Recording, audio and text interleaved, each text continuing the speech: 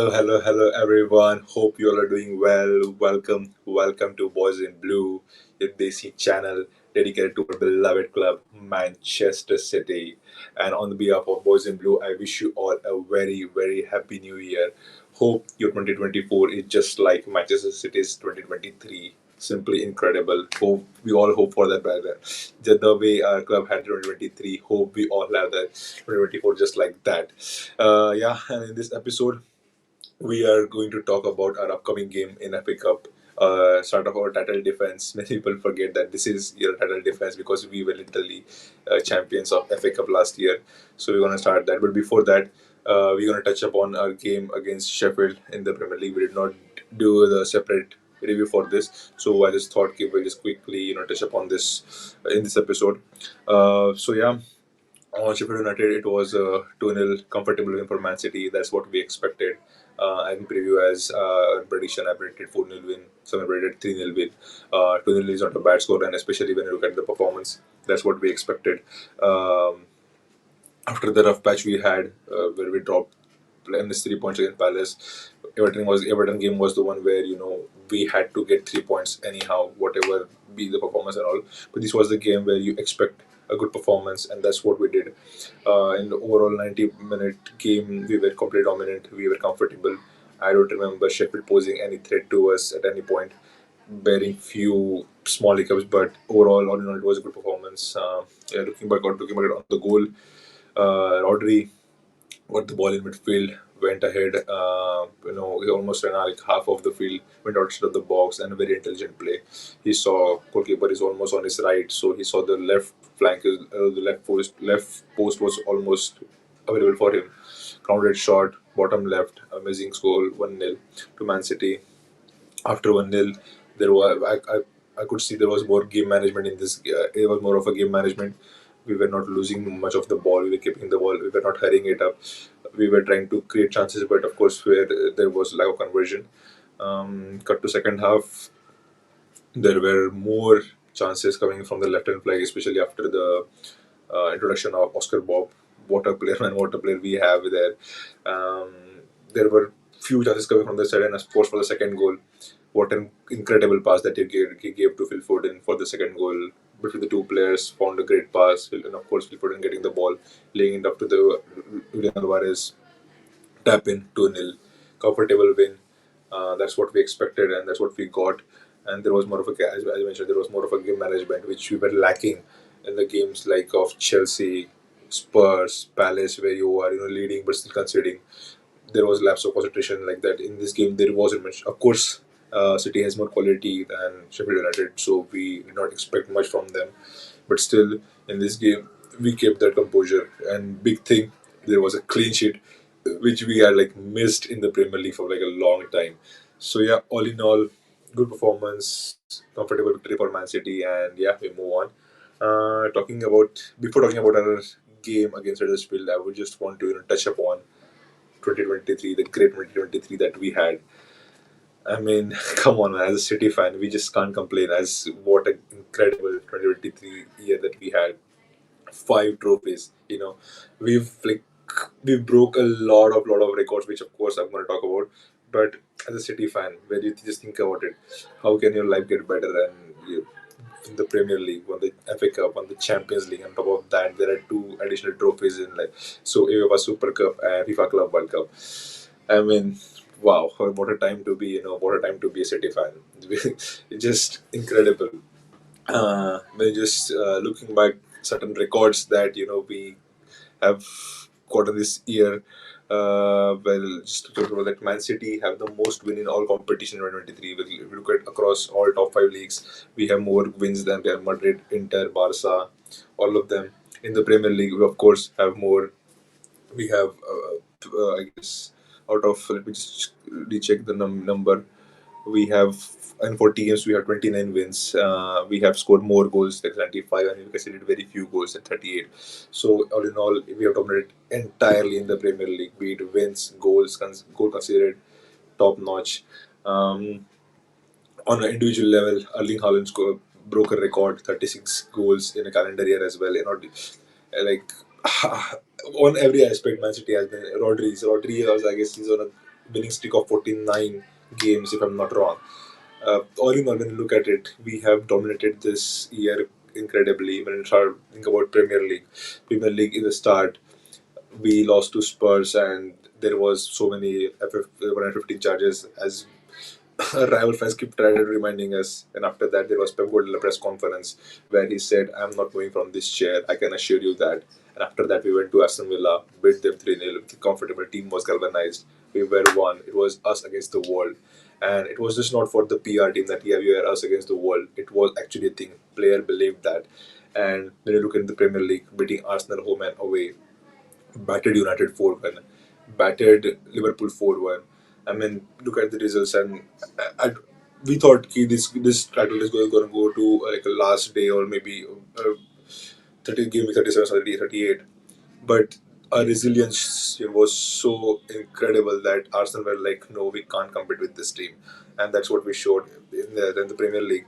In FA Cup, people forget that we had a tough run of fixtures. We had Chelsea, we had Arsenal, we had Burnley and Sheffield, who were top two in the championship. Of course, they're relatively easy, but still they are tough games to beat especially in the FA Cup, the cup competition. And of course, in the final, team who had a chance to keep what they have. There's only one thing that they have, that's the treble. They had that opportunity, but still we went out, scored goal in first minute. Ilkay Gundogan, you king, you legend, and beating them 2-1 in the final game, getting a FA Cup, Premier League FA Cup, and then of course the big one, Champions League. As a City fan, I've been supporting them all these years. I genuinely believe that we are never going to win. People were like, City is cursed. I started to believe that because Chelsea 2021 final. I thought we are a much favorite team, and of course in competition anything can happen. So final game, there was one of the poor performance, still lost. I thought, "Ki, bro, is it really going to happen or not?" Against Real Madrid next year, we were 5-3 up, and last 2 minutes we conceded 5-5, goes to extra time and we lose. I'm like, is it ever going to happen? Are we ever going to win the Champions League? And then this year, comes 2023, the dominance that we have shown. Leipzig 7-0, Erling Haaland 5 goals. Bayern Munich 3-0, battered them. They are German champions and we battered them at Etihad. They could not do anything. Real Madrid 4-0 at the Etihad. And also don't forget the Bernabeu game, the incredible goal scored by Kevin De Bruyne. It had 4-0. The team who defeated us a year prior, we beat them 4-0. Completely dominated them. These are not like a simple fixtures. These are like Bayern Munich, Real Madrid, and of course Inter Milan in final, Istanbul. I mean, as a City fan, this has been a perfect year for us. Wo- Winning the three major trophies, doing the treble, and on top of that, adding UEFA Super Cup, adding FIFA Club World Cup. This is the first time that we played this competition and eventually winning it. And at the end of before the Sheffield United game, we saw those five trophies. That's what you call as ultimate flex. As a football club, that's what we are here for, and that's what we did. And what a great year we had. And of course, the only way to top 2024 is by winning Carabao Cup and Community Shield, which of course we are out of Carabao Cup. So I don't know, but even if we don't replicate this, which is very difficult to do, I'm very, very, very proud of this team. As a City fan, this was the best year for all of us, and of course, all of you guys can also relate to that. Uh, and hope, man, hope we are not addicted to this stuff. We are addicted to winning. As I said, ma'am, Sheffield United game felt like 7 days ago. It felt like a long time ago. We are not used to it. As a City fan, we play like every 3 days. Like when the City match is like next 3 days, the next 3 days. That's like it. So hopefully 2024 is just like that. We get to see all like incredible moments, many good memories, and of course trophies at the end of the season. Yeah. Moving on, for the thing that we are here for is to talk about our FA Cup game against Huddersfield. If you guys don't remember Huddersfield was in the Premier League a few years back. Currently, they are in the Championship, and if I'm not wrong, they're 21st. They are battling relegation. And yeah, this is a cup competition first game. Let me just run through a few stats. Yeah, this is the first game where we start our title defense at the FA Cup campaign. And yeah, it's time to build the momentum, as I said. after the rough patch we had where we drew games, we dropped points. Luckily, Rattle Rebels are not that far off. We can catch them in the Premier League, so that's a good thing. We went to Club World Cup, won two games, came back in the Premier League, won two games. So we're on a four-game winning streak. You win this game FA Cup, five-game winning streak, and then you go to Newcastle game with much more confidence. So this game is just like you win the good performance. You need like show the good performance. We don't want any of the haggling. We don't want draws. We don't want this game to go into replays. Of course, we don't want that. So expect a dominant performance.